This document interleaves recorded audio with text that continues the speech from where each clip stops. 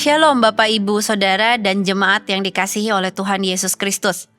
Bersyukur sekali lagi kita bisa berjumpa dalam program Tuhan adalah Gembalaku. Sebuah program yang sekali lagi mengingatkan kita bahwa kita tidak pernah sendirian untuk menjalani kehidupan. Namun selalu ada tangan Tuhan yang menuntun kita melalui kebenaran firman Tuhan. Saudara, mari saat ini kita akan sama-sama merenungkan dan juga menggumulkan firman Tuhan yang terambil dari surat Filipi pasalnya yang pertama ayat yang ke-12 sampai 14. Demikian firman Tuhan. Aku menghendaki, saudara-saudara, supaya kamu tahu bahwa apa yang terjadi atasku ini justru telah menyebabkan kemajuan Injil. Sehingga telah jelas bagi seluruh istana dan semua orang lain bahwa aku dipenjarakan karena Kristus. Dan kebanyakan saudara dalam Tuhan telah beroleh kepercayaan karena pemenjaraanku untuk bertambah berani berkata-kata tentang firman Allah dengan tidak takut. Saudara, pasti kita tidak asing dengan istilah playing victim atau istilah pura-pura jadi korban.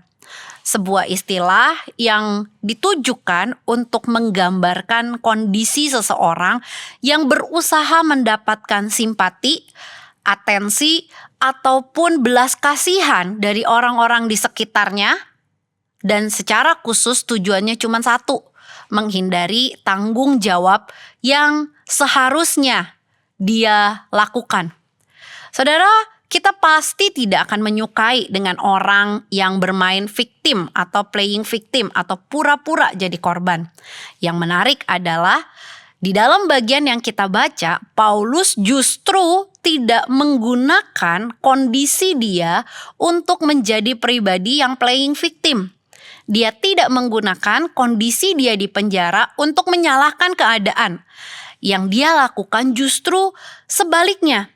Dia pengen supaya seluruh jemaat Filipi dan kita yang membacanya saat ini tahu bahwa hidup kita bukan ditentukan oleh keadaan, namun hidup kita ditentukan oleh tangan Tuhan yang tidak pernah terlihat. Dia mengatakan supaya kamu tahu, itu ayat yang ada di dalam ayat 12. Sebuah frasa yang menunjukkan bahwa dia mau memberikan informasi yang penting. Sebuah informasi yang terjadi justru kebalikan atau bertolak belakang dengan situasi yang biasanya terjadi. Saudara, mungkin sekali kita berpikir bahwa ketika seorang yang menjadi contoh, seorang yang menjadi teladan itu di penjara, maka gerakan yang dia pimpin itu akan meredup. Nah, Paulus ingin menunjukkan bahwa ketika dia di penjara, itu tidak pernah meredupkan semangat untuk memberitakan Injil. Bahkan apa yang dia lakukan membuat Injil itu dikenal di dua kondisi. Yang pertama di dalam penjara itu sendiri, yang kedua di luar penjara. Yang pertama di ayat 13 dikatakan bahwa frasa telah jelas bagi seluruh istana dan semua orang lain menunjukkan bahwa Paulus dengan berbagai cara dia berusaha untuk memperkenalkan Kristus. Saudara, mungkin ketika kita baca ayat 13 kita membacanya, Paulus sekarang dikenal bukan sebagai seorang tawanan politik atau tahanan karena melakukan kejahatan, tetapi karena Injil. Namun bagi Paulus sendiri, waktu dia menulis bagian ini mau menunjukkan bahwa apa yang dia lakukan di penjara, dengan siapa dia berelasi, itu menjadi sebuah kesempatan untuk memperkenalkan Kristus. Kenapa? Karena kalau dalam Alkitab kita dikatakan, dalam Alkitab bahasa Indonesia ditunjukkan adalah karena Kristus. Namun bahasa Inggris menggunakan istilah for Christ. Yang artinya Paulus menggunakan berbagai macam cara untuk memperkenalkan Kristus kepada orang-orang di mana dia berelasi. Baik yang ada di dalam penjara termasuk penjaga-penjaga atau orang-orang lain yang mungkin punya urusan saat itu dengan istana. Dia memakai kesempatan untuk memperkenalkan Injil Kristus itu kepada orang-orang di sekitarnya. Itu yang pertama. Yang kedua, Apa yang Paulus lakukan, apa yang Paulus alami menjadi contoh bagi orang-orang Kristen di luar penjara untuk mereka bukan sembunyi atau takut, namun sebaliknya mereka menjadi pribadi yang berani atau tidak takut. Saudara, bagian ini mau menunjukkan apa bagi kita saat ini? Bagian ini mau menunjukkan bahwa hidup kita itu tidak pernah ditentukan oleh situasi.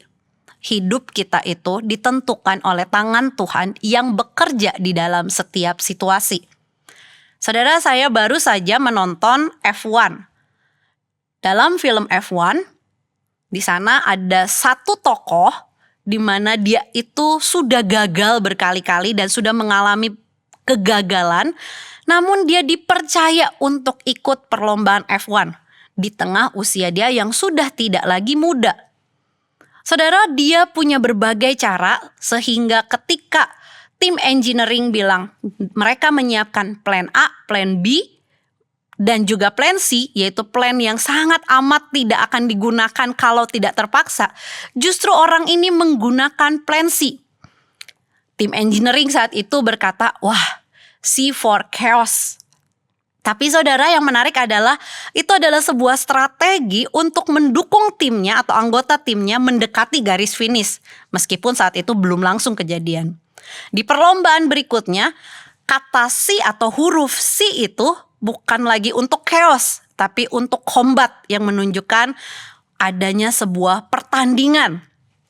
Tetapi saudara, saya ingin menambahkan huruf C ini bukan hanya untuk chaos atau combat, namun dalam hidup manusia kita harus tahu bahwa kita adalah pengikut Kristus yang sudah mengalami C, champion, kemenangan, saudara. Sebuah kemenangan yang bukan ditentukan oleh situasi, namun kemenangan yang ditentukan oleh tangan Tuhan kita yang bekerja di dalam segala kondisi. Saudara, ini berarti di dalam segala keadaan, mungkin ketika kita mengalami sebuah kekalahan atau bisa dikatakan ketika kita mengalami sebuah kondisi tidak ada harapan, jangan pernah menyerah. Tapi mari bawa kondisi itu bukan untuk kita bermain playing victim atau pura-pura jadi korban, namun bawa kepada Tuhan dan tangan Tuhan yang tidak pernah berhenti bekerja. Maka waktu kita mengeluh kepada Tuhan, Dia akan memberikan solusi.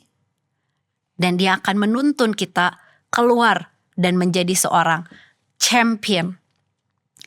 Mari saudara, mulai hari ini dengan semangat menjadi seorang champion yang tidak ditentukan oleh situasi dan kondisi, namun ditentukan oleh tangan Tuhan yang selalu bekerja. Dan tangan Tuhan yang sudah mengalahkan segala dosa-dosa kita. Mari kita sama-sama berdoa.